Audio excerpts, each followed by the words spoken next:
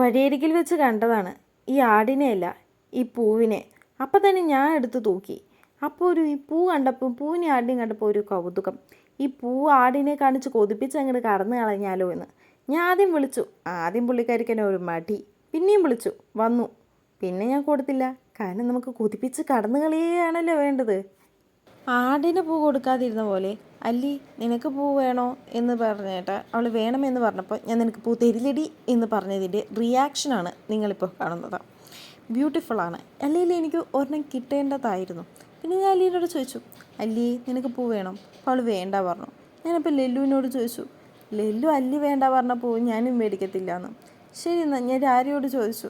രാരി ഇത് വാങ്ങിയില്ലായിരുന്നെങ്കിൽ വാങ്ങി അവൾക്ക് ആ പൂ ഇഷ്ടമായി. പിന്നീടല്ലേ മനസ്സിലായത് അല്ലി എന്തുകൊണ്ടാണ് ഈ പൂ വാങ്ങാതിരുന്നതെന്ന്. ദോണ്ടെ ഈ വിക്രസൊപ്പിക്കുന്നതിൻ്റെ ഇടയിൽ അവൾക്ക് പൂ വേണം എന്നുള്ള മൈൻഡില്ലായിരുന്നു. പിന്നീട് ഇങ്ങോട്ട് നോക്കി എന്നെ ഒരു ചിരിയുണ്ട്. അപ്പം എന്താ അമ്മനെ എങ്ങനെ നോക്കണേ? ബാക്കി എന്നെ എടുക്കാൻ അല്ലി സമ്മതിച്ചില്ല. അപ്പം ഇത്രയേ ഉള്ളൂ ഇന്നത്തെ വീഡിയോ. അപ്പോൾ ടാറ്റ, ബൈ.